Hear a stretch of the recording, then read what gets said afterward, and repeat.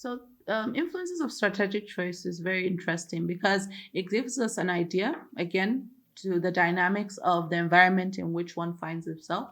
But more importantly, it helps us to know what we have to look out for towards making a choice in the strategy we're going to adapt in the organization. So, what are these factors? So, we have 7 factors that we're going to highlight or emphasize here. The first one is the background of the company. Now, for any organization, the background speaks volumes of the pace or the way in which one wants to go about in executing the plan or course of action of an organization. And understanding the history or background of an organization helps for individual or group of people to decide on how that's going to take place. So let me just give you a good example. An organization like an NGO that is towards social development or general development of the society is basically, of course, we know it's not for profit making, so that helps us to understand one of the dynamics of what they want to achieve. It's focused on giving back, but it's focused on human development and social development, and understanding that will give us a perspective of how we're going to go about in the strategic choice that we make or the strategy that's going to be employed towards achieving the goals and objectives of that organization. Then you have organizations whereby it's started off with a one person that had a great idea, and through that they have a vision. Now, understanding again the background of that individual that basically started off the company gives you a perspective of where that person wants to go. Another good example is Elon Musk, somebody that has started off, with Tesla and then has gone into SpaceX. But what you see, of course, with understanding the background of that individual, goes a long way in understanding the dynamics of the projection of where a company is trying to head into. Now, number 2 is the mission of the company. Now, when you talk about the mission of the company, basically you're talking about how we are going to go about executing the vision, the overall vision of the company, meaning what tools or what is it that you're going to put in place or use to actually achieve that vision. Now, understanding the mission of the company and it being clear and communicated gives you an idea of what strategy will work best towards achieving that mission. So knowing that goes a long way in providing individuals or management with an idea of how that is going to be achieved at the end of the day. So, for example, in our university, we say that's Nile University. We say that Nile University, we want it to be, a vanguard university of international standard, that everybody will look up to across the world. Now, knowing that and understanding that and knowing that we have and how we're going to achieve that through the mission, which is basically making sure that we have high quality education.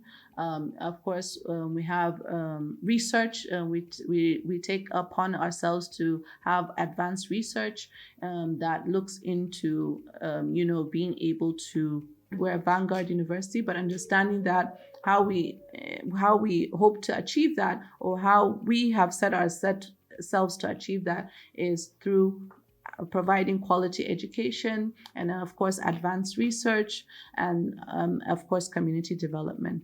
Now with that, we know that these are basically what we're going to use towards achieving that, understanding that, where it helps us to shape what strategy we need to put in place towards achieving the overall vision and mission of the organization.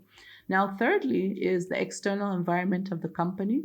Now, of course, with the external environment, we're talking about the country or the immediate environment in which an organization finds itself, and understanding the dynamics in terms of what we typically call the pestle, which is the political, the economic, the social, the technological, the legal, and the environmental factors of that environment, helps us to understand the dynamics of that environment and what will work and what will not work within that environment, meaning what strategy is feasible and what strategy is not feasible within that environment.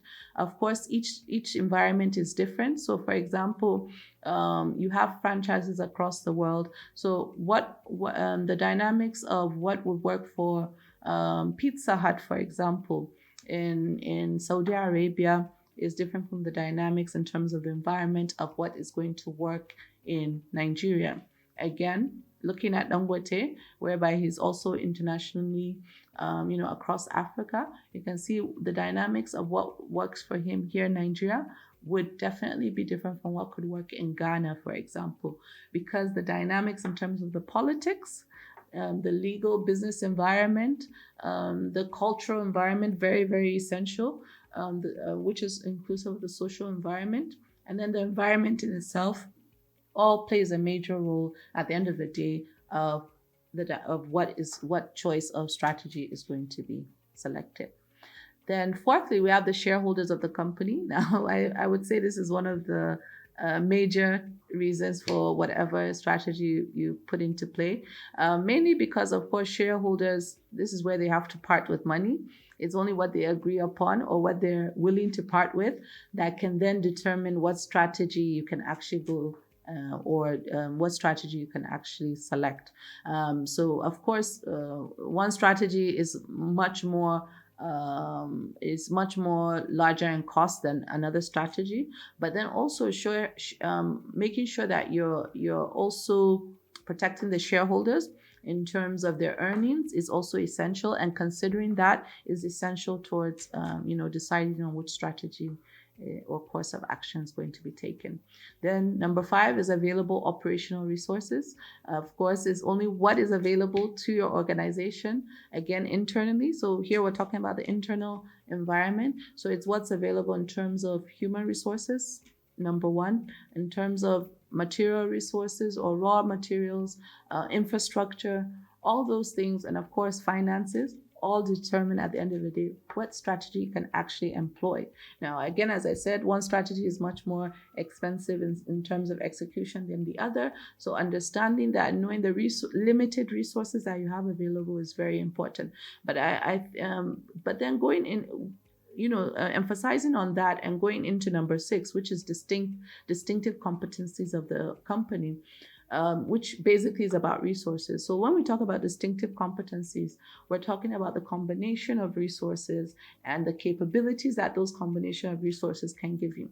So for example, if you have human resources that have a certain level of IQ, knowledge, expertise, and experience, and then you combine it with the infrastructure of technology that is available to you, and that gives you a level of capability that gives you that competitive edge and advantage that anybody is looking for. And most organizations today, that is what they understand they need to create. They need to have a distinctive competency, and understanding what your distinctive competency is helps you to position yourself on what strategy you're going to opt for at the end of the day. Then the final one is number 7, which is strategic objectives of the company. So at the end of the day, what is your strategic objective? What is the main objective of your organization? What are you trying to achieve? Is it an overall market share? Is it a certain level of market share? Is it that you want to be the number 1 industry leader? Is it that you're trying to be a vanguard university that is known across the world? That again, that strategic objective helps to know what strategy needs to be employed or put in place towards achieving that overall objective. So with that, we're going to go into the next slide, which is looking at the process of strategy formulation and then the criteria for assessing strategic alternatives.